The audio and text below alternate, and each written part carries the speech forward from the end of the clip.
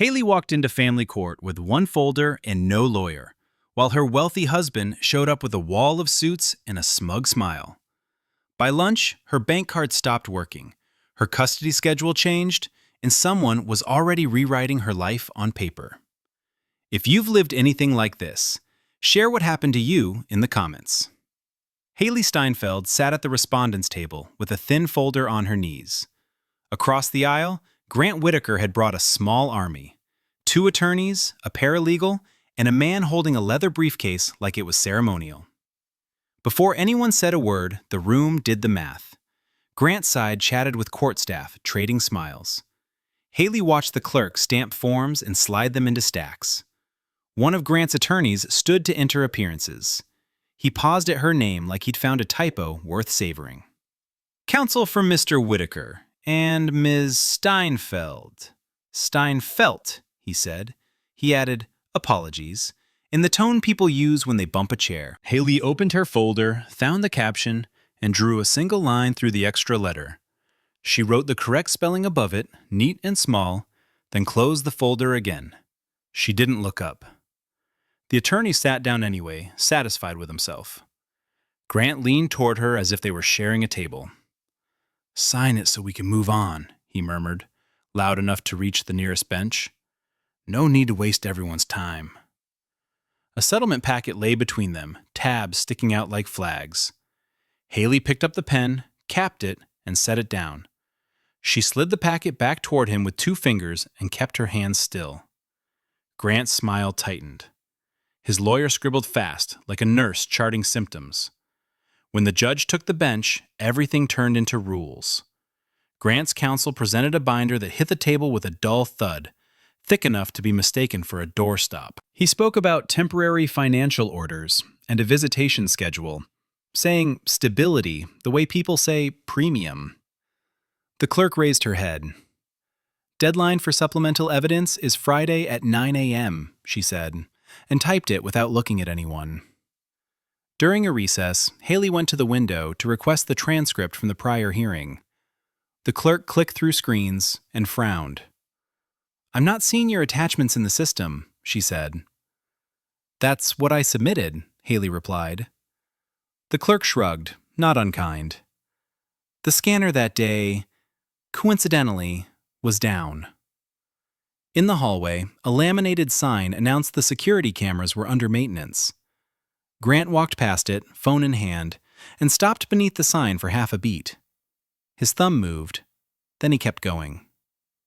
Later, by the courtroom doors, he told his lawyer, "My company's transparent," and his phone lit up with a bank logo and a payment alert. It flashed and vanished before anyone else could pretend not to notice. When the session ended, Haley pulled up her banking app to call a car. She held the pen while the court officer watched her sign the temporary order. Her phone kept vibrating, and the daycare number stacked missed calls like a deadline that didn't care where she was. She stepped away from the table, walked to the side of the hallway, and called back. Miss Steinfeld, this is Little Harbor. Is my son okay? Yes, he's fine.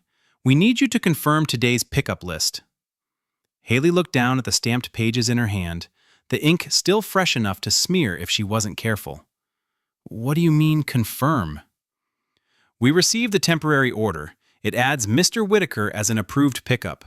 We need your acknowledgement for our records. Haley didn't argue with the woman on the phone. She asked for the email address, repeated it back, and ended the call. Then she opened the daycare app and saw the update. Grant's name, the same phone number he never answered at home, now listed as primary. Haley typed a short message through the portal and attached a photo of her driver's license without commentary. At the subway entrance, the bank app still showed declined, like it was a personality trait. She tapped the screen once more, then paid with a backup card and kept going. By the time she reached the warehouse office in Brooklyn, her manager had already noticed the missed hours. He met her near the time clock, glancing at the courthouse envelope tucked under her arm. Everything okay? I'll make up the time, Haley said.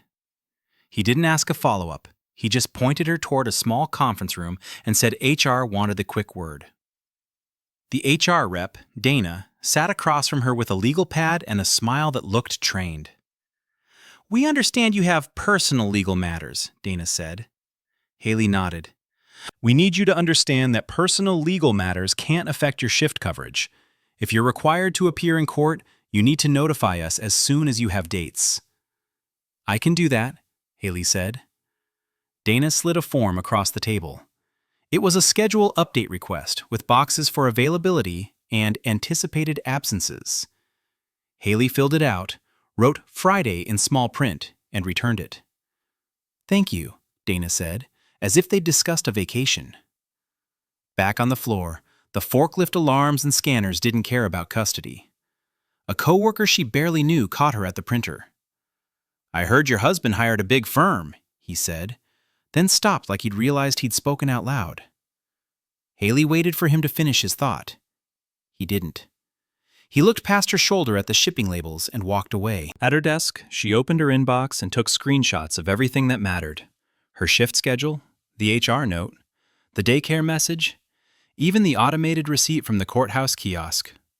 She started a new folder on her laptop and named it by date, not by emotion. When her phone flashed a social media notification, she turned the entire thing off. Messages, tags, whatever else people use to be helpful in public. Later, during a short break, she sat on a plastic chair by the loading dock and pulled up her bank statements. The joint account was there, but the balance was lower than it had been yesterday. A transfer line sat at the top with a note that didn't explain anything. She saved the PDF and emailed it to herself, then saved it again.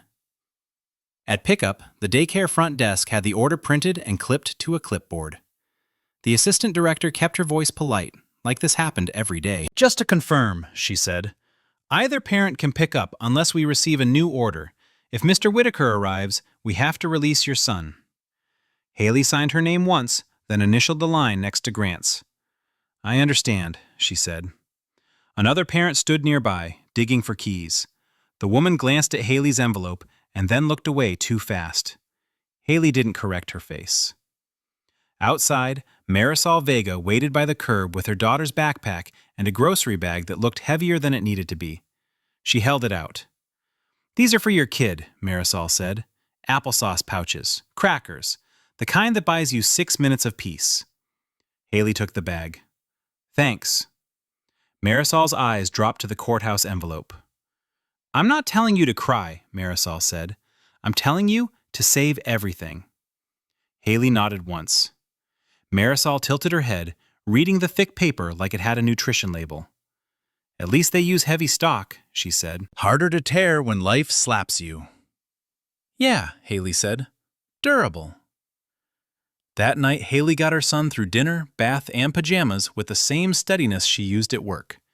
When he finally settled, she walked to the front door and saw a certified letter wedged under it, the green and white sticker bright against the scuffed wood.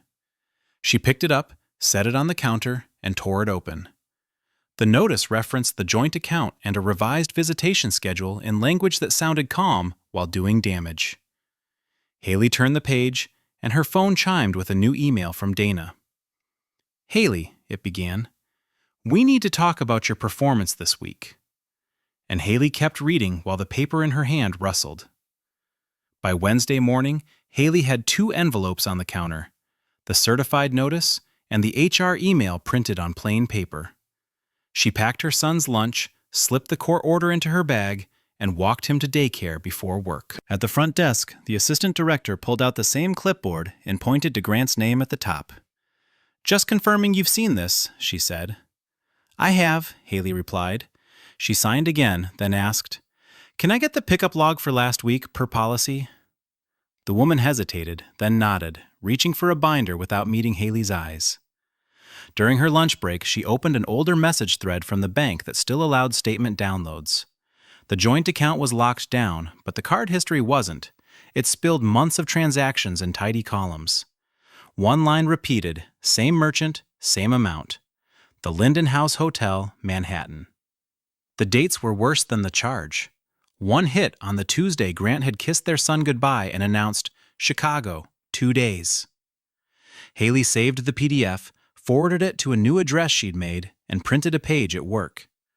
She folded it into her notebook, careful not to crease. That evening, Haley spread the hotel statement on the kitchen table beside her work schedule.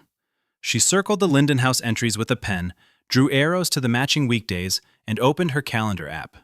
The shift roster showed she'd clocked in early those mornings, which meant Grant was supposed to be out of town, not close enough to show up anywhere. She took screenshots of the calendar, then photographed the paper circles, timestamps visible in the corner. Her son asked for water. She handed him a cup, then slid the documents back under a placemat and locked it. The next morning at daycare, Haley asked again, this time at the classroom door where the teacher kept sign-in sheets. "I need the pickup log," Haley said, "the full one." The teacher glanced toward the office, then pulled the clipboard from a shelf. She flipped to last week and tapped a line with her finger. Grant's signature sat there, looped and confident, at 3:12 p.m. on the same Tuesday he'd claimed to be boarding a plane. Haley didn't comment.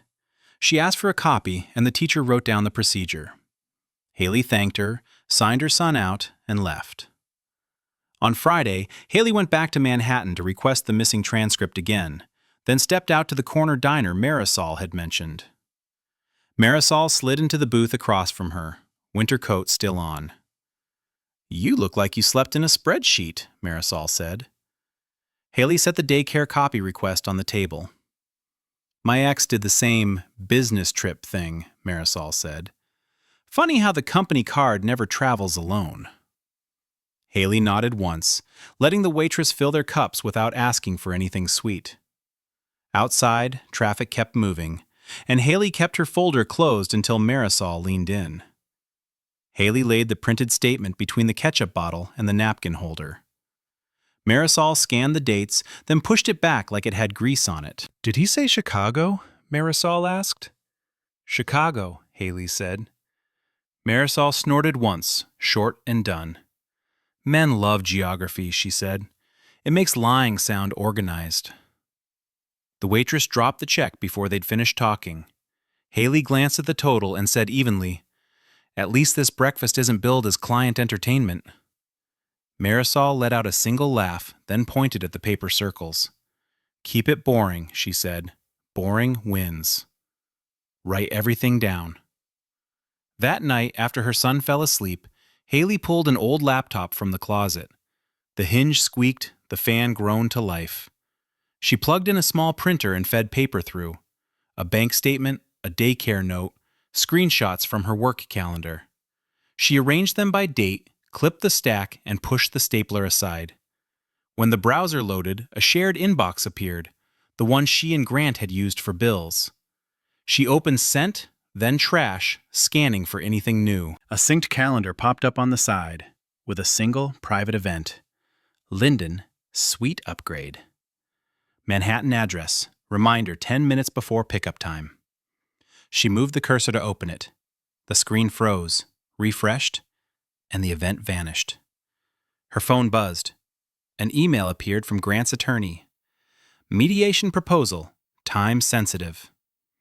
Haley closed the laptop, slid the pages into a folder, and set it on the top shelf where her son couldn't reach. The email could wait until morning. During her break, she opened it. The message was polite, clipped, and full of phrases. "For the benefit of the minor child," it said. It offered mediation the following week, but only if Haley signed the attached stipulation within 48 hours. The proposed schedule gave Grant extra overnights, limited her pickup windows, and required exchanges at times that overlapped her shifts. The last paragraph warned that if she refused, Grant would seek appropriate relief. Haley printed the attachment and marked the deadline on her phone calendar. She didn't add an emoji. She folded the paper, returned to the floor, and finished the shift. At lunch, she took the subway into Midtown with the hotel statement in her bag. Grant's company occupied a glass building. The receptionist looked up as Haley approached, her smile already searching for a badge. "Can I help you?" "I need to speak with Grant Whitaker," Haley said. "Do you have an appointment?" "No." The receptionist's fingers hovered over the keyboard like she was deciding which policy applied. "I'm sorry, we can't let visitors up without an appointment." "I'm his wife," Haley said, then corrected herself without pausing. "Still, legally, for now." The receptionist's smile held. Her eyes shifted toward a security guard standing near the turnstiles. "Ma'am, if you'd like, you can email his assistant." "I did," Haley said. "I got a deadline instead of a reply." The guard stepped closer, not touching her, just narrowing the space. Haley took the hotel statement from her bag and set it on the counter. 1 page, circles visible. "Tell him I have a question about this," she said. The receptionist glanced down, then up, as if the paper might be contagious. "I can't take documents," she said. Haley slid the page back into her bag. The guard gestured toward the door. She let him escort her because resisting would only create a story she didn't control. At the threshold, Grant appeared from the elevator bank with his phone in hand. He wore a suit that fit too well for a man claiming financial hardship. He didn't look surprised to see her. He looked annoyed that she'd made the lobby notice. "Haley," he said, as if she'd wandered into the wrong conference. "I need you to explain the hotel charges," she said, "and the pickup schedule you filed." Grant's mouth moved into something that could pass for sympathy if you didn't know him. "You coming here like this only helps me," he said. He nodded once, a calm dismissal, then turned back toward the elevators. The guard held the door for Haley like it was customer service. By mid-afternoon, her phone lit up with banking alerts. "Access updated," one message read. She opened the joint account screen and saw her permissions reduced to view only. A rent payment she'd scheduled had been reversed. 2 utility autopays bounced in a row, each with a fee that felt personal. She called her landlord while walking home from the subway. "Hi, it's Haley in 4B, she said when he answered. "My payment got returned. I can bring a cashier's check tomorrow." There was a pause, then a sigh that sounded practiced. "How long do you need?" "Until tomorrow," she said. "Maybe Monday." "Don't make it a habit," he said. "I won't," Haley replied, because promising was faster than explaining. The next morning, she went back to the courthouse window and asked for a copy of the temporary order and the filings attached to it. The clerk typed, frowned, then clicked again. "It says additional papers were filed this morning," the clerk said. "By who?" The clerk shrugged, eyes on the monitor. "Mr. Whitaker's counsel. Deadline for supplemental evidence is Friday at 9 a.m. Haley took the stamped copy she was given and left before the line behind her started breathing down her neck. In her apartment building lobby, a new envelope sat in the mail slot with her name printed in block letters. Court notice. She tore it open with the edge of her key. The first line read, "Notice of motion," and her phone vibrated hard in her palm. The daycare app flashed a message. "Grant Whitaker arrived early for pickup." Haley's thumbs hovered over the daycare message as she climbed the stairs. She typed, erased, typed again, then called the front desk. "Is my son still there?" "No, ma'am. Mr. Whitaker arrived early." "What time?" 3:10. He showed the order. Haley stopped on the landing, gripping the motion paper until the edge bent. Did he say where he was taking him? He said home. Home meant Grant's place. Haley thanked her, hung up, and kept climbing, counting each step like it was a receipt. At her door, she found her keys, unlocked it, and noticed the camera blinking red above. Her son's backpack wasn't on the hook. Haley set the court packet on the counter, smoothed the bent corner, and read the first page. It was a notice of motion, full of neat threats, revised exchanges, financial restrictions, a claim that she was uncooperative. She dialed Grant anyway. "Where is he?" Voicemail. She called again and hung up before the beep finished. Then she opened the daycare portal and requested the pickup log in writing, attaching the order as proof. She washed a cup, dried it, and left it upside down, waiting. Her phone stayed in her pocket, heavy, still. An hour later, a text came from an unfamiliar number. No name, no greeting. If you look closely at the entertainment fund, you'll understand why they want you silent. Haley stared at it, then took a screenshot and saved it to the same dated folder. She replied with one question. "Who is this?" 3 dots appeared, vanished, returned, then vanished for good. She didn't chase it. She forwarded the message to her new email address and printed it, because paper couldn't be remotely deleted. After that, she opened the hotel statement again and circled the words "company card" harder twice. Haley brought the folder to Marisol's apartment after pickup time, when the building's intercom was too tired to buzz anyone twice. Marisol let her in, took one look at the motion notice, and pointed to the kitchen table. "Sit." Haley set everything down in stacks. "I don't need tea," she said. "Good," Marisol replied. "Tea is for people with time." Haley slid the hotel statement forward. Marisol read the dates, then tapped the margin. "You want a forensic accountant," Marisol said, "not a regular tax guy." "I know one." She wrote a number on a receipt and pushed it over. The next morning, Haley rode to Queens and climbed 2 flights to a narrow office above a laundromat. The forensic accountant, a woman named Priya, didn't ask for a sob story. She asked for dates, accounts, and copies. Haley placed the hotel charges, the daycare note, and the anonymous text on the desk. "I'm not your lawyer," Priya said. "I know," Haley answered. Priya skimmed the statement and nodded once. "This could be nothing," she said. "Or it could be pattern." She slid a checklist across. Bank PDFs, credit card exports, company reimbursements, custody filings. Haley took it without speaking. Back in Brooklyn, Haley cleared the placemats and turned the table into a workstation. She photocopied statements at the corner store, then scanned them, saving each file with the date first. She copied screenshots to a USB drive the size of a thumbnail.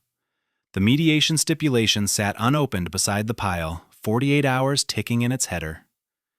She read Priya's checklist, then the daycare message, then the rent reversal notice. Her choice showed up in what she touched. She moved the stipulation farther away and pulled the hotel statement closer, writing a simple list: day, time, hotel, amount, until her hand cramped. Marisol stopped by after her shift. Haley handed her the USB and the printed index. Marisol held the tiny drive between 2 fingers. "This is what makes confident men lose sleep," she said. "I just want it to let me sleep," Haley replied. Marisol read the list, then circled Friday's deadline with a marker. "You don't need to win," she said. "You need to know what he's doing." Haley nodded, taped the USB to the back of a photo frame, and set it on a high shelf. Marisol grabbed her coat and left the door clicking shut without looking back. Alone again, Haley laid the motion notice beside the mediation packet and opened her contacts. She scrolled past coworkers, past Marisol, past the daycare line, until she reached a number saved years ago under one name: Richard. She hadn't used it since moving to Brooklyn. She set the phone on speaker, not trusting her voice to stay steady if she held it. It rang once, twice, then a man answered. "Hello?" Haley swallowed and started. "My son needs—" The knocking kept coming, sharp enough to rattle the chain. Haley ended the call on speaker, crossed the hall, and opened the door a few inches. A delivery guy held a grocery bag from the corner bodega and looked embarrassed. "Wrong apartment," he said. He backed away before she could answer. Haley closed the door, returned to the kitchen, and picked up the phone. "Richard?" she said. "Who is this?" the man asked. "Haley," she said. "I don't have time to explain. I need a family lawyer in New York who won't treat me like a curiosity." "Send me your filings and your deadline," Richard said. "Text the address. I'll tell you what to do next." He hung up first. Haley stood at the sink, then washed her hands again, as if court paper left residue. By noon the following day, she was back in Queens at Priya's office with a fresh stack of statements and the daycare pickup request. Priya didn't promise anything. She ran a finger down the columns, circled 3 vendor names, and wrote "Pattern" on a yellow pad. "These charges repeat on custody days," Priya said. "Could be routine. Could be cover. I can't say yet, but it's worth tracing." She printed a 1-page summary labeled "Irregular Spending Indicators" and slid it across like a preliminary lab result. Haley thanked her, paid the fee with the same backup card, and walked out holding the paper flat so it wouldn't crease. In Manhattan, a small family law office sat above a nail salon.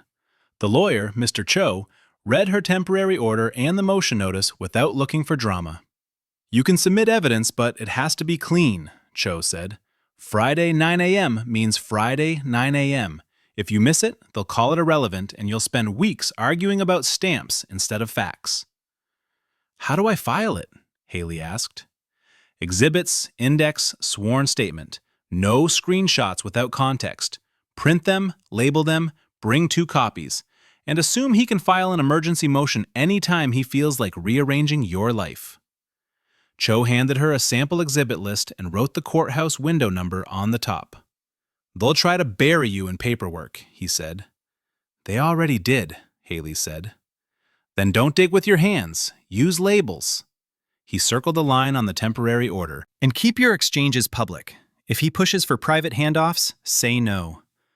From there, she walked to a copy shop, fed bills into a scanner, and printed the screenshots on plain paper, 1 per page, with the dates visible. The clerk asked if she wanted color. "No," Haley said. "Cheaper," the clerk offered. "Also harder to accuse of being enhanced," Haley replied, and the clerk blinked, then rang her up. On the ride back to Brooklyn, a gray SUV stayed behind her through 2 turns. When she switched lanes, it switched too, never rushing, never falling back. At her building, she checked the utility email account on her phone and saw a login alert from a device she didn't recognize. She reset the password on the spot, turned on 2-step verification, and watched the confirmation email arrive like proof she still owned something. Then she checked her bag again, not for money, but for anything that didn't belong. Upstairs, she dumped her bag on the table and searched the seams with her fingers the way she checked her son's pockets for crayons. A small disc clung near the lining. She peeled it off, turned it over, and read the brand name. She set it on the table like a coin and stared at it until her phone lit up with Marisol's text. "At least they didn't use pigeons," Haley typed back. "Don't give them ideas," Marisol replied. Haley placed the tracker in a plastic sandwich bag, wrote the date on it, and clipped it to her growing stack. She spent the evening printing exhibits, labeling tabs, and making 2 copies of everything, 1 for the court and 1 for herself. By Thursday night, the next 48 hours looked almost manageable. Daycare pickup confirmed, work shift covered, filings packed in a manila envelope.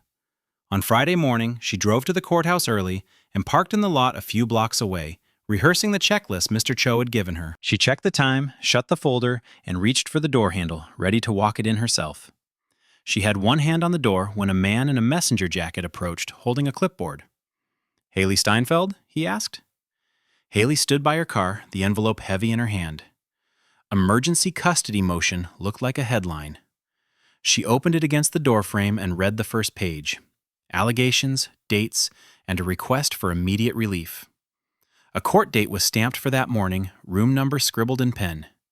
She shut the packet, called her manager to say she'd be late, and walked fast toward the courthouse entrance with her folder pressed to her ribs. The security line moved slowly. Her phone stayed dark. A sign by the detector warned, "Emergencies happen here. Dignity makes it through security." In a smaller courtroom, Grant sat with 2 attorneys and a stack of printed emails. Haley took the last seat at the side table, setting her folder down without opening it. Grant's lead lawyer stood first. "Your Honor, we're here because Miss Steinfeld has become unstable." He spoke of missed calls, erratic behavior, and obstruction of visitation, then waved the emails like proof of weather. He added that she had been monitoring financial activity, which he framed as harassment. Grant kept his gaze on the judge, hands folded, the picture of reason. The clerk typed blank, as if recording traffic. Haley stood when the judge asked her response. She placed 2 pages on the rail, the hotel statement with circles, and the daycare pickup request she'd filed in writing. "I'm submitting exhibits," she said. Grant's lawyer pounced. "Objection! Untimely and improperly filed." The judge looked at the stamps, then at the clerk. The clerk shook her head. Haley gathered the pages back, keeping them straight. Overhead, a court staffer called out, "Please turn off AirDrop." Someone just sent their photos to the whole room. Haley disabled every wireless toggle she could find. Her hands stayed steady, just quicker than usual. The judge listened for another 10 minutes, then spoke without raising his voice. Temporary schedule will be modified pending hearing. He set exchanges at a new location and time, effective that day, and warned Haley about compliance. Friday at 9 a.m. remains the deadline for supplemental evidence. Grant's attorney thanked him twice. Grant turned slightly toward Haley. "I only want peace," he said. In the hallway, he leaned close enough for her to smell his cologne. "See, staying silent won't save you." She stepped back, nodded once, and walked toward the area. The exchange room had plastic chairs and a posted list of rules. Haley called the daycare to confirm she could pick up her son after the new court-ordered handoff. "We follow the order," the director said. "I know," Haley replied. She texted her manager the new schedule and received a single thumbs up. A mother in the corner glanced at Haley's envelope, then pretended to read a flyer about parenting classes. Haley adjusted her son's booster seat strap, tested the buckle twice, and kept her eyes on the elevator doors until they opened. Grant walked out, carrying their son like luggage. Grant smiled at the security officer and held up the stamped order as if it were a membership card. Their son clung to Grant's tie and waved at Haley, uncertain. Haley reached for the child, but the officer lifted a palm. "Ma'am, per the order." Haley let her hands drop and helped adjust the boy's coat zipper instead. "Be good for Dad," she said. Grant's voice stayed warm. "Thanks for being reasonable," he said. He kissed their son's forehead, then looked back at Haley. "Tell your friends you're fine." Then he turned toward the elevators before she answered. Haley walked to her car with the paperwork under her arm. She opened the back door and unlatched the booster seat, moving on habit even though it was empty. Cold air made the plastic creak. A guard called her name from the curb. "Miss Steinfeld, you need to sign receipt of the revised temporary order." He handed her a clipboard. She signed, gave the pen back, and glanced at the stamped page. Her phone buzzed. Another schedule change, effective immediately. Haley's thumb smeared the ink as she turned the sheet. From the corner of her eye, she saw Grant crossing the lobby with their son on his hip. She set the papers on the car roof, tried his number once, and let it ring. Then she grabbed the packet and read the line about failure to comply. The next morning, she brought the revised order to Priya's office with the newest bank alerts. Priya didn't flinch, just pulled up a spreadsheet and asked for the dates of every court appearance and exchange. Haley read them from her phone while Priya typed. "This is the part people skip," Priya said. "They argue about character. I argue about timestamps." She highlighted a column and rotated the monitor so Haley could see. The Linden House charges were there, but Priya had grouped the spending under a larger bucket labeled Entertainment Fund. Under it were merchant names Haley hadn't noticed when she was circling hotel lines at her kitchen table. "See these?" Priya tapped 3 rows. "Consulting fees. Same vendor, same amount, paid twice a month." "What kind of consulting?" Haley asked. Priya clicked the vendor detail. Generic description, no invoice attached, and it starts right when the divorce filings start. She scrolled again. "And this one is interesting," Priya said. "Location services. It's billed as fleet management. Your husband doesn't manage a fleet." Haley set the bag tracker on the desk without a word. Priya glanced at it, then at the screen. "That charge repeats on the same days," Priya said. "Days you were in court, days you were in mediation, days you exchanged your kid." Priya highlighted another set of rows, small payments, almost petty in size. "These are microtransactions," she said. "Too small to fight over, too frequent to be accidental." Haley watched the dates line up with a neatness that didn't feel neat. The courthouse scanner that was coincidentally down. The missing attachments. The hallway sign about cameras under maintenance. Grant pausing beneath it like he was reading a menu. The tracker in her bag seam. None of it belonged in the category of bad luck anymore. Priya printed a 2-page summary and slid it across.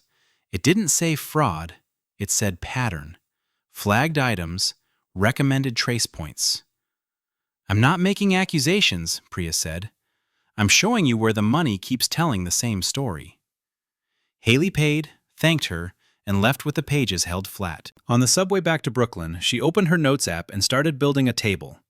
Date, time, court event, daycare pickup, charge, vendor. She didn't write feelings into it, she wrote order. At Marisol's apartment, Haley set the papers down, then pulled out the labeled tab she'd bought at the corner pharmacy. Marisol watched her work for a minute, arms folded. "That looks like homework," Marisol said. "It's just paper," Haley replied, sliding a label onto a page that read Location Services. Marisol leaned in and read the vendor list. "This is the kind of art that gets people sent away," she said. "I just need the court to look," Haley said. "That's it." Marisol pointed at the tracker bag. "You keeping that?" "It has a date on it," Haley said. "Good," Marisol replied. "So does karma, allegedly." Haley's phone showed the number she dialed the night before. She stepped into the hallway to make the call again because her son was with Grant and she didn't want anyone hearing her voice through a speaker. A man answered on the second ring. "Richard Steinfeld." "Haley," she said. There was a pause that lasted exactly long enough to be a decision. "What's your deadline?" Richard asked. "Friday at 9, Haley said, "and he can file emergencies whenever he wants." "Are you ready for people to look at your life?" Richard asked. "Because that's what court does. It doesn't look away." Haley looked down at the 2-page summary in her hand, the yellow highlights like caution tape. "Send me everything tonight," Richard said. "Exact format, dates, sources, no gaps." He texted a secure upload link before the call ended. Back in her kitchen, Haley worked standing up, the way she did at the warehouse when the line couldn't stop. She plugged the USB into her old laptop, opened the upload page, and started dragging files into the folder Richard had named with her case number. She kept the file names plain: 2025-03-12_Lindenhouse.pdf, 2025-03-15 log request.png, 2025-03-18 location services flagged.pdf. The cursor spun, then the page refreshed. A banner appeared across the top of the screen in clean, cheerful font. "Password changed 3 minutes ago." Haley froze with her hand still on the trackpad, staring at the message while the USB light kept blinking. The secure link was still open, but the login box now asked for a password she hadn't changed. She unplugged the USB, slipped it into her pocket, and called Mr. Cho. He answered on the second ring. "Something changed my password." "Which password?" "The utility email account." Assume they're watching, and assume anything tied to joint accounts can be manipulated. "Bring what you have to my office now." She grabbed her folder, locked the apartment, and drove back into Manhattan with the radio off. Traffic crawled, and every red light felt like Grant's thumb on a stopwatch. At Cho's office, he cleared a spot on his desk and scanned Priya's 2-page summary. He didn't smile, but he didn't dismiss it either. "This is useful if it comes in correctly. Right now he's winning on procedure. How do I stop that?" "You don't, alone.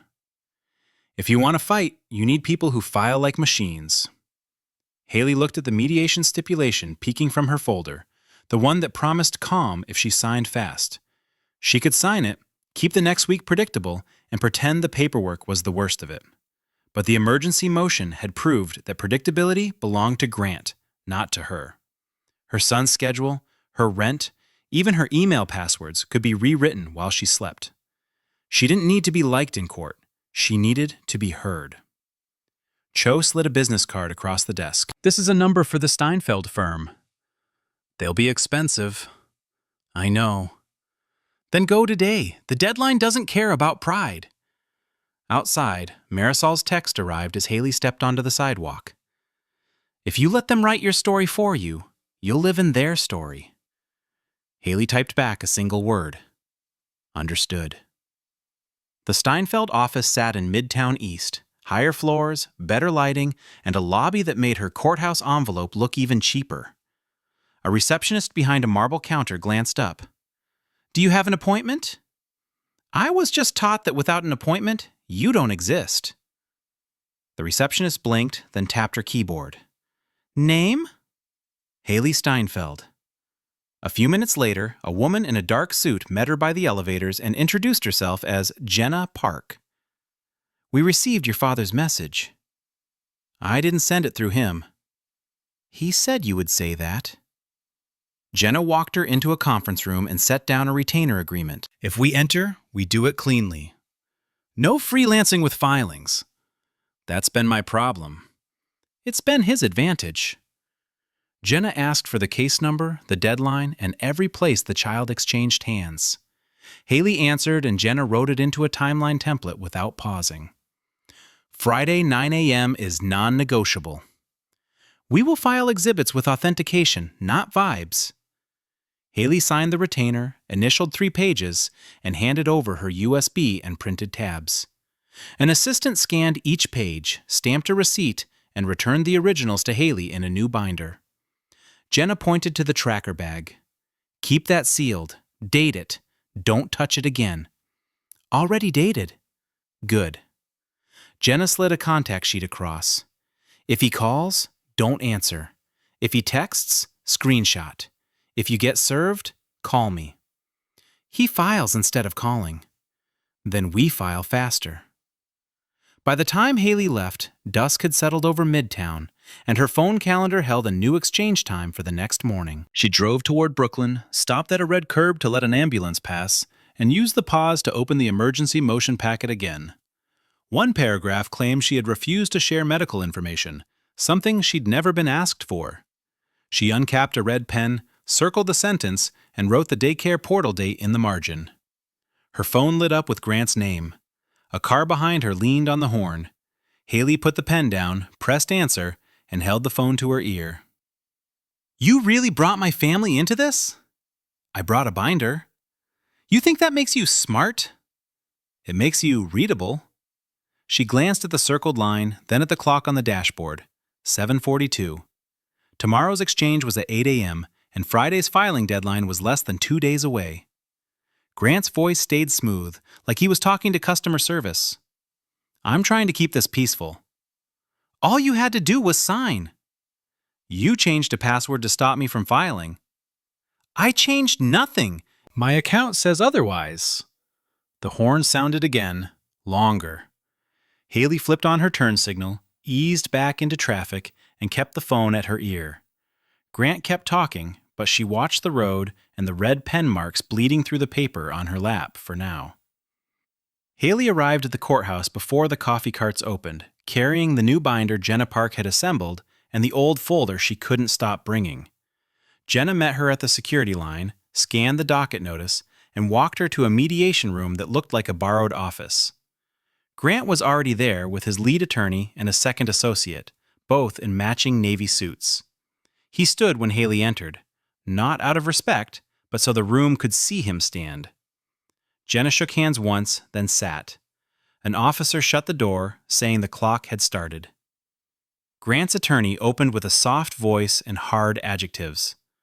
"Ms. Steinfeld is cold, uncooperative, and impulsive," he said. He slid a stack of printed emails to the mediator and the judge pro tem, each page highlighted where Haley's short replies looked harsh without the questions above them. He read excerpts from text, stopping before her last line so it sounded like she refused pickup times. He added her work schedule as proof she prioritized employment over parenting, then called her attempts to review finances stalking the marital accounts. Grant nodded, hands folded, as if these were concerns he carried. Jenna rose and offered 2 exhibits, Priya's flag spending summary and the bag tracker, dated and sealed. "We're not here to litigate tone," Jenna said. "We're here to address control and misuse of funds."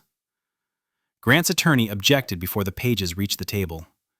"Improper foundation," he said. "No sworn affidavit, no chain of custody, no notice." The judge pro tem asked for filing stamps. Jenna pointed to the deadline order, but the clerk's printout showed a different timestamp. Haley watched Jenna's jaw tighten as the papers were set aside. Haley held her pen ready, but no one asked her anything yet. Grant's lawyer leaned into the moment. "We want transparency," he said. "To do that, we need 7 more days to locate certain records." He called it cooperation, then suggested Haley's filings were confusing and emotion-driven. The judge pro tem granted the extension and kept the emergency schedule in place, adding a warning that any missed exchange would be treated as noncompliance. Jenna asked for a reciprocal order preserving financial documents. The judge deferred it to the next hearing. Grant smiled at Haley like he'd just offered her a favor. Haley wrote the words on her notepad without lifting her eyes. In the hallway, Jenna moved Haley to the side so people could pass. "Don't react here," Jenna said. Grant's attorney walked by and added, 7 days isn't much. We're doing our best." Haley flipped her notepad open and wrote, "Transparency equals request extension," then capped her pen. Grant lingered near the water fountain, speaking to anyone who would listen. "I just want her to communicate," he said. When he turned toward Haley, his voice softened. "You make this harder than it has to be." Haley kept her binder closed and waited for the elevator. Jenna watched him, expression unreadable today. Haley reached Brooklyn before pickup, but the revised schedule required a handoff window she couldn't control. She stood outside daycare with the order folded in her coat pocket and her phone set to vibrate. Through the glass, she saw the whiteboard listing approved pickups. Grant's name was written first in thick marker, above hers, above the grandparents' line that was still blank. Haley signed at the desk, then asked the assistant director to confirm the afternoon plan. "We follow what the court sends," the woman said. Haley nodded and stepped back as the classroom door opened. Teacher glanced at her. The teacher held Haley's son's jacket and checked the clipboard. "I just need to know who's picking him up," she said. Haley showed the stamped page, pointing to the time block. The teacher traced the line with her finger, then frowned. "It says Mr. Whitaker can pick up early," she said. Haley's phone buzzed with a calendar alert for tomorrow's exchange, another time she hadn't chosen. She typed a quick message to Jenna. They kept the schedule, and slid the phone back into her pocket. The teacher waited, pen poised, while other parents formed a line behind Haley. Nobody met her eyes. Haley shifted to let another dad reach the sign-in tablet, then stepped back to the wall with the motion packet still in her bag. The assistant director reread the stamped order and nodded as if it were a restaurant reservation. "If there's any change, you email us," she said. Haley opened her mouth, then closed it, and handed over the updated contact sheet Jenna had given her. The director tucked it under the clipboard without reading. The teacher returned with Haley's son's lunchbox, glanced from Haley to the whiteboard, and asked, "Who's picking him up today under the new order?" Haley held the stamped order up for the daycare teacher like it was a hall pass. The teacher traced the line again, then looked toward the office window. "Today it's you, unless he shows up early," she said. "He already did that once," Haley replied. The teacher nodded as if she'd heard that sentence too many times this month.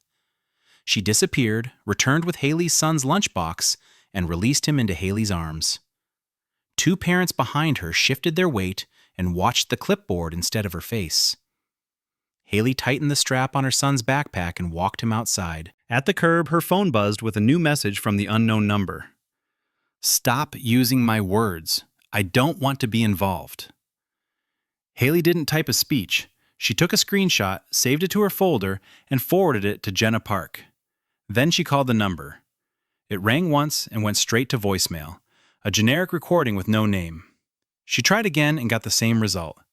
She put the phone away and buckled her son into his seat, checking the latch twice because she needed at least one thing to be true when she pulled on it. The next morning at work, Dana from HR asked her to come upstairs. The meeting room was the same one as before, the same legal pad, the same smile. Dana slid a paper across the table. "We're moving you to unpaid leave temporarily," Dana said. "For how long?" Haley asked. "Until your schedule stabilizes," Dana replied. "Court appearances are affecting coverage." Haley read the document, signed where it asked for acknowledgement, and kept her pen. Dana looked relieved, like paperwork could make uncertainty behave. "Please keep us updated," Dana said. "I will," Haley replied, and left before the conversation turned personal. On her lunch break, she checked her mail and found a late notice from her landlord taped to the lobby board with everyone else's flyers. The tone was formal. The deadline was not. She tore it down, folded it, and walked back upstairs without calling him from the hallway. Thursday afternoon, Haley took the subway to Manhattan with her binder and 2 labeled copies, following Jenna's instructions line by line. At the courthouse filing window, she set the stack down carefully, keeping the exhibit list on top like a table of contents. "I'm filing supplemental exhibits," Haley said. The clerk flipped through, fast and practiced, then paused on a page near the middle. "You're missing a page number here," the clerk said. "It's behind that tab," Haley replied, lifting the divider. The clerk shook her head. "Not that. This page needs the timestamp printout attached. It's required." Haley pulled out her folder, found the printout, and slid it forward. The clerk glanced at it, then tapped the monitor. "The format's wrong. It has to match the system-generated header." Haley kept her voice even. "Can I correct it and resubmit right now?" "You can resubmit," the clerk said, and sighed like she didn't enjoy being correct. "But the system is slow today." Haley nodded once. "I'm used to that," she said. She stepped to the side, printed the header at the kiosk, reassembled the packet, and returned to the window. A line had formed behind her. Someone muttered about parking meters. Someone else complained about missing work. Haley didn't join in. She handed the corrected packet over with both copies aligned. The clerk took it again, scanned the top sheet, and set it back down. "Your exhibit index needs to be on pleading paper," she said. Haley looked at the page. It was plain white, neatly typed, fully readable, and apparently wrong. "I can reprint it," Haley said. The clerk slid the stack toward her. "You'll need to. Next!" Haley gathered her pages without bending the corners. She walked to the kiosk, paid for another print, and watched the machine freeze mid-job. She pressed the help button and waited while the screen blinked. When it finally spit out the page, she swapped it in and returned to the window again. The clerk stamped the first copy, then the second, and pushed both back. "Next hearing date is in there," the clerk said. Haley didn't thank her. She tucked the stamped packet into her binder and headed home with her jaw set in the same place it had been all week. In her apartment, she opened the kitchen drawer where she kept spare USB drives and old batteries. Her fingers closed around a plastic case, then bumped an envelope she hadn't noticed. It slid out and landed on the floor, face up. Court notice. Haley picked it up, tore it open, and scanned the page until she found the date. It had been moved earlier. Her phone chimed before she could set the paper down. "Access revoked," the notification read, and Haley stared at it with the envelope still open in her hand. The secure folder Jenna had set up was gone from her phone, replaced by a gray lock icon. She didn't throw the device or call Grant. She unplugged the router, powered the laptop down, and slid both USB drives into the zippered pocket of her bag. Then she texted Jenna a screenshot, followed by the new hearing notice. Jenna called back within a minute. "Don't touch anything else," Jenna said. "Bring everything to us, now." Haley dropped her son at daycare, signed the clipboard, and drove to Marisol's apartment instead of work. Marisol opened the door before Haley knocked twice. A woman Haley didn't recognize stood in the kitchen with a tote bag and a stack of manila folders. "This is Tessa," Marisol said. "She works records at a clinic. She also hates sloppy paperwork." Tessa didn't smile. She set the folders on the table and pulled out a form that looked like it had survived 3 divorces. "If you ask for logs, ask for certified copies," Tessa said. "Not, can you print this? Certified, dated, signed." She showed Haley how to write a request that named the policy, the date range, and the person receiving it.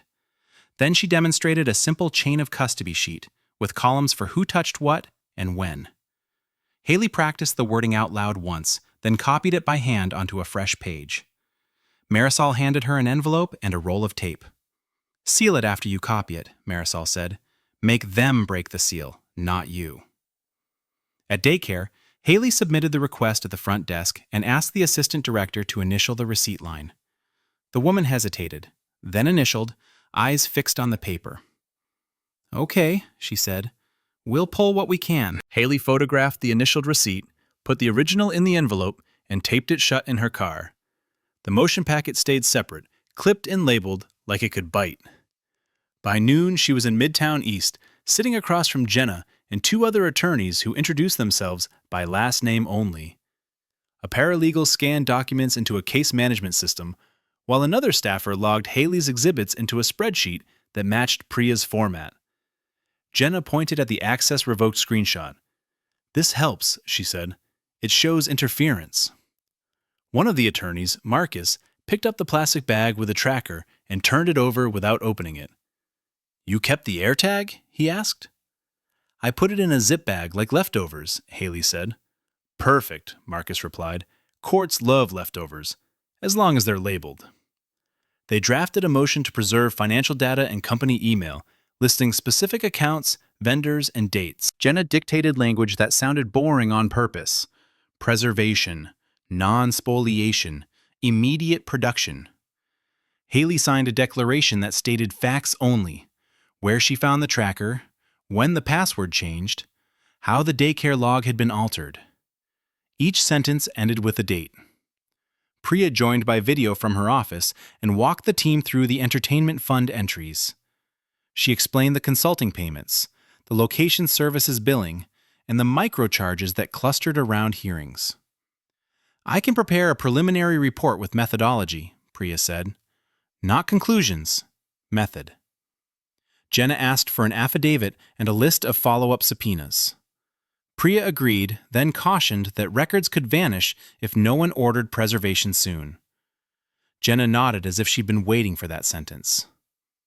After the call, Jenna walked Haley to a side office and had her sign a request to preserve all company communications tied to the vendors Priya flagged. The paralegal created an exhibit cover sheet for every item, then photographed each page before it left the room. Haley handed over the sealed daycare envelope. The paralegal recorded the seal number and placed it in a fireproof file box. No one asked Haley to explain, which felt like oxygen. An hour later, Haley sat with the paralegal to assemble a separate filing about the tracker. They didn't call it paranoia. They called it monitoring and coercive control, tied to custody exchanges and travel patterns. Haley signed, watched the paralegal stamp the packet, and slid the receipt into her binder. On the way out, Jenna handed Haley a new schedule for tomorrow's exchange, plus a number for a process server. "We're serving him at the office," Jenna said. "Public places make people behave." That afternoon, Haley rode the elevator up to Grant's lobby with Jenna's associate beside her. The process server waited near the turnstiles. When Grant walked in with 2 employees, the server stepped forward. "Grant Whitaker?" he asked. Grant's smile stayed in place as the envelope touched his hand. His fingers tightened around the paper. Haley reached the courtroom early and sat at the narrow table reserved for respondents. She carried 1 binder, 1 envelope of exhibits, and a pen that still had red ink on its cap. Jenna had told her to walk in first and keep her phone off, so the other side would keep guessing. Grant's team filled the opposite row, suits and tablets lined up like a conference. Grant leaned back, hands clasped, watching her set her papers in a single stack. The bailiff called the case, and Haley stood without looking at Grant and waited for the judge to speak. Grant's attorney opened with a smile and a thick folder. He spoke about stability, cooperation, and concerns raised by recent behavior. He pointed to the emergency motion as if it were a safety plan. Grant nodded at each sentence, eyes on the bench, never on Haley. When the judge asked if Haley had counsel, Grant answered before she could. "She doesn't," he said. His lawyer added, "Your Honor, she's been filing things on her own, incorrectly." Grant's mouth curved. "She has nobody behind her," he said. He glanced at the court reporter as if his words were stamped and filed. Haley didn't answer. She slid her exhibit index forward and kept her hands flat. The courtroom door behind her opened and footsteps crossed the tile in a steady rhythm. Voices lowered. A line of attorneys in dark suits entered, badges clipped, folders identical, moving as one. Jenna came first, then 2 others, and finally, Richard Steinfeld. Older, silver-haired, carrying nothing but a legal pad. Grant's associate leaned toward him and whispered, "They're a lot." Haley looked down at her pen and said, "Yeah." The judge lifted a hand to settle the room. Grant's smile held, but his jaw shifted once. The judge asked for appearances again. Jenna stated her name and firm, then asked leave to substitute as counsel. Grant's lawyer protested, saying the timing was unfair. Richard stepped forward when the judge looked his way. "Richard Steinfeld," he said. "Admission pro hoc vice is already filed. I'm here at counsel's request." The judge studied the paperwork, then nodded toward the clerk. "Motion granted," the judge said. Grant's attorney inhaled sharply and tried to interrupt. The judge raised his palm. "We will proceed," he said, and called for the first exhibit. Haley passed the binder to Jenna without looking back. Richard built the timeline with boring precision. Hotel receipts matched daycare pickup logs. The entertainment fund showed gifts, meals, and the Linden House charges on days Grant claimed travel.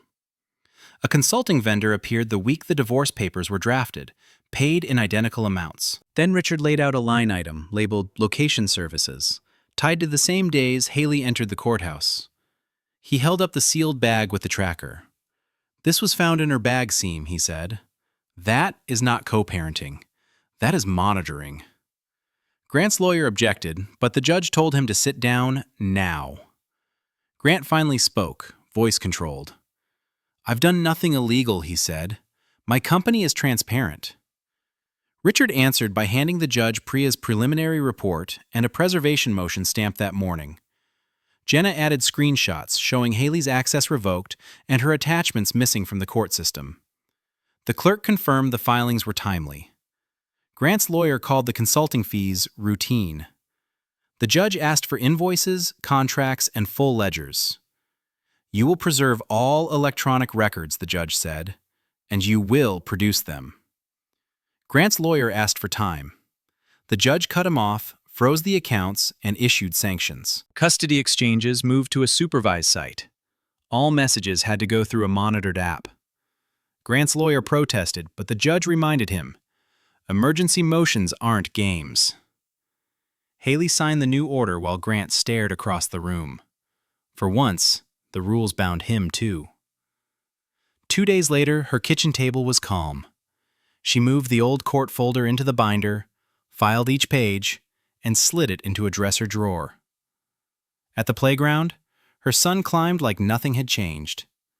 At home, Haley taped the new schedule to the fridge. Simple black ink, no colors, no quotes. Breakfast, drop-off, pick-up, bed. Order, not hope. When Richard called that night, she answered mid-dish rinse, because waiting wasn't her style anymore. "Haley?" Richard said. "Hi," she replied. "I spoke with Jenna. There may be subpoenas. We'll need you ready." "I'm ready for filings," Haley said. There was a pause that carried all the years between them without naming any of it. "I'm proud of you," Richard said. Haley turned off the faucet and dried her hands on a towel, slow enough to keep the words from turning into something else. "Thank you for showing up," she said. "Of course." "But you're not moving into my life," Haley added. Her voice stayed even, like she was confirming an appointment time. "You can help in court. You don't get to run my day-to-day." Richard exhaled once. It didn't sound offended. It sounded like a man hearing a boundary he should have expected. "I won't," he said. "I'll stay in my lane." "Good," Haley replied, "because my lane has daycare and bedtime and a lot of laundry." Richard gave a small laugh, the kind that didn't ask to be forgiven. "Send Jenna the daycare logs when you get them," he said. "I will." He ended the call without trying to stretch it. Haley put her phone on the counter and went back to stacking plates, not rushing, not performing. The next morning, she walked to a small stationery shop near the subway, the kind that still sold notebooks by the register and pens in locked acrylic cases. She stood in front of a shelf labeled Family Organizer, looked at the price tags, and reached for the cheapest pack of name labels. The cashier scanned them and asked, "Anything else?" Haley glanced at the higher-end organizer kits with matching stickers and tabs. "I don't believe any family needs the premium version," she said. The cashier's mouth twitched, then she handed Haley the receipt. Back at the apartment, Haley opened the label pack and wrote her son's name in clear letters. She labeled his lunchbox, his spare sweater, his water bottle, and the small plastic container that held crayons. She labeled the charger for his tablet because it had already disappeared twice in the past month. She didn't label anything for Grant. She didn't make a point of it. She just didn't. Her red pen lay on the counter, cap on, the same pen she'd used to circle lies and motions and margins. Haley picked it up, not to write angry notes, but to mark the week on a paper calendar she'd taped beside the fridge schedule. Court dates went in red, daycare events went in black. She wrote one thing on Thursday in red, file review call, and then set the pen down. Marisol stopped by in the afternoon with a grocery bag and no apology for being helpful. "I brought extra yogurt," Marisol said. "Thanks," Haley replied. Marisol looked at the fridge schedule and nodded once. "That's a lot of structure," Marisol said. "It's less work than chaos," Haley answered. Marisol's eyes tracked to the calendar, then to the red pen. "You keeping that pen like it's a weapon?" Marisol asked. Haley shook her head once. "It's a reminder." "Of what?" Haley slid the pen into a drawer beside the tape dispenser. "That I only respond when I need to," she said. "Not because someone yanks the rope." Marisol didn't argue. She set the yogurt in the fridge and left after a quick wave to Haley's son, who was busy lining up toy cars by color. Later that night, Haley sat at the table and clipped the new daycare receipts into a slim folder. She didn't add them to the big binder. She kept them separate, current, useful. Then she took the name label she'd written last and pressed it onto her son's school supply box, smoothing it with her thumb until it stuck cleanly. The package in the hallway was a thick envelope with Jenna Park's return address and a tracking sticker that looked more confident than Haley felt. She carried it to the kitchen, opened it with a butter knife, and pulled out a copy of the proposed final order, already flagged with tabs. A cover sheet listed what was closing today and what was not. Divorce judgment, custody schedule, asset division.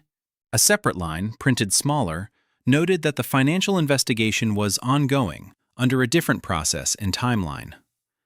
Haley didn't read it twice. She texted Jenna one word: received. At the Steinfeld office the next morning, Jenna didn't congratulate her. She handed Haley a pen, pointed to signature lines, and talked through logistics the way other people talked about weather. "These sections and the marital case," Jenna said. "This part preserves records for the investigation. Different track." Haley initialed where Jenna indicated. Marcus stepped in with a folder and spoke like he was reading a menu. "Your husband's counsel agreed to the custody exchange location and the communication app." Jenna nodded once. "And if they don't comply, we file the enforcement motion the same day." Haley kept her binder closed. She asked for the daycare language in writing. Jenna slid it over without comment. At the courthouse, the final hearing moved faster than every other appearance. Grant sat at his table with fewer people beside him. His lead attorney still had his thick binder, but he didn't thump it down like a threat. The judge asked if both sides understood the order. Jenna answered first. Grant's attorney answered second, voice tight. Grant watched the bench, then glanced at Haley only when the judge mentioned sanctions and preservation again. The judge didn't call him a criminal. He didn't need to. He ordered compliance, restated the freeze, and reminded counsel that records would be produced whether anyone felt cooperative or not. Outside the courtroom, Haley paused near the water fountain while Jenna spoke with court staff. Grant walked by with his attorney and two men Haley didn't recognize, dressed like they belonged in boardrooms rather than court corridors. One of them spoke low, not meant for Haley, but close enough. "Partners don't like surprises," he said. Grant didn't answer. He adjusted his cuff and kept moving. His attorney's smile looked stapled on. Jenna came back and handed Haley a stamped copy. "Take this to daycare today," Jenna said. "They update their list when they see a stamp." Back in Brooklyn, Haley returned to her job building with a folder under her arm and a schedule in her pocket. Dana from HR met her in the same small meeting room, as if they'd never left it. "We're happy things have stabilized," Dana said.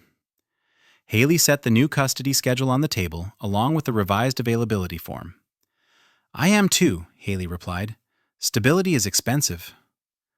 Dana blinked, then nodded like she could file that sentence under employee morale. We'll put you back on your regular hours, Dana said. And if court interferes again, you notify us immediately. I'll notify you, Haley said. She didn't promise court would behave. At daycare, the assistant director took the stamped order and read the pickup section twice. She walked to the whiteboard, erased Grant's name from the top line, and rewrote it under a header marked Court Ordered Schedule. Haley watched the marker squeak and didn't comment.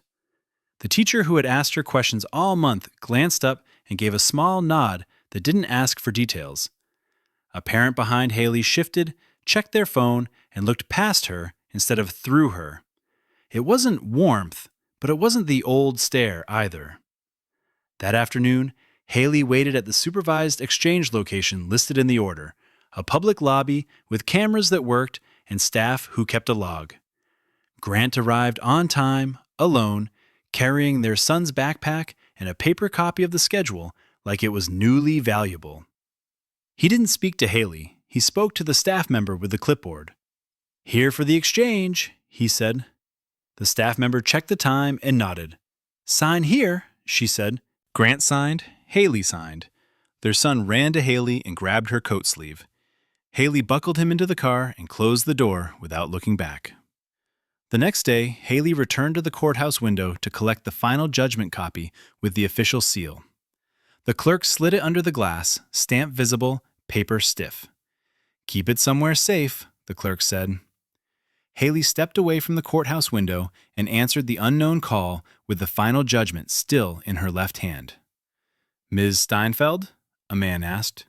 "Yes?" "My name is Agent Nolan Rivera. I'm following up on the court's referral regarding Whitaker Logistics Holdings. This isn't the divorce side. I need to confirm a few dates and a vendor name."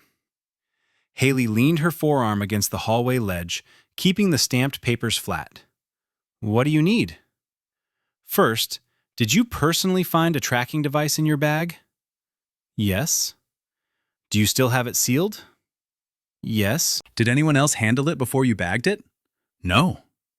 He asked for the date she found it, the day her email password changed, and the times Grant had arrived early at daycare. Haley read from her calendar and her labeled notes, pausing only to let him repeat spellings. When he thanked her, she ended the call, slid the judgment into a folder, and walked out into the street without checking behind her. The next morning in Brooklyn, she set the folder in the same kitchen drawer as the red pen and the label maker. She wrote down her work start time on a sticky note and placed it by the door for later because routine still needed reminders. Her son ate cereal at the table, swinging his legs. Haley packed a small backpack with wipes, a clean shirt, and a snack, then clipped the new custody schedule to the fridge with a magnet shaped like a subway car. At the park a few blocks away, Marisol appeared with 2 paper cups and a bagel in a foil sleeve. "I brought the adult coping mechanisms," Marisol said. "Coffee?" "Coffee," Marisol confirmed. Haley took the cup, sipped once, and nodded. Marisol watched the kids run toward the swings, then sat beside Haley on the bench like they had always met here.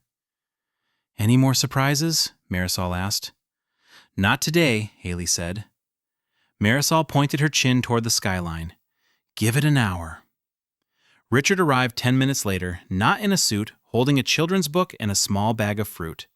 He stopped at the edge of the playground fence and waited until Haley looked up. He did not step into her space. "Morning," he said. "Morning." He handed the book to Haley instead of to the child, as if permission still mattered. "I can read to him if you want," Richard said. Haley passed the book to her son, who hugged it to his chest and announced he wanted the dinosaur pages. Richard followed the child to the slide without correcting him. He sat on the low step, read 2 pages, and let the kid interrupt every sentence. When Haley's son ran off again, Richard stood and offered the fruit bag back to Haley. "I'm not staying long," Richard said. "Okay. I'll be around for Grandpa things," he added. "That's the job," Haley replied. Richard smiled once and did not argue. On their way to breakfast, Haley walked with her son between Marisol and Richard. They passed the courthouse 2 blocks over, the same stone building with the same line of people waiting to be told what time meant. Men in suits crossed the sidewalk with briefcases, talking into headsets. Haley kept walking. She did not slow down, did not lower her eyes, and did not stop to prove anything to anyone standing on those steps. Marisol glanced toward the building and lifted her phone. "Want a souvenir photo?" she asked. "No," Haley said. "I prefer remembering it by not having to come back." Marisol put her phone away and laughed once, short and clean. At the diner near the subway, Haley ordered pancakes for her son and eggs for herself. Richard paid before she reached for her card, then stepped back from the counter as if he had only opened a door. Haley did not thank him twice. She said it once, and he accepted it once. While they waited, Haley opened her phone calendar and found a shared schedule Grant had never stopped using. One last setting still allowed him to edit pickup notes. She tapped his name, selected permissions, and hit Remove Access. The screen asked if she was sure. Haley pressed Confirm, then slid the phone into her pocket. Marisol watched her put the phone away. "Good," Marisol said. "One less door for him." Richard looked at the receipt on the counter and folded it, then handed it to Haley. "Keep it with the papers," he said. Haley tucked it into her wallet without comment and kept waiting. Her son tugged her sleeve and pointed at the menu board. "Where are we going next?" he asked, and Haley bent down to answer as the server called their table number.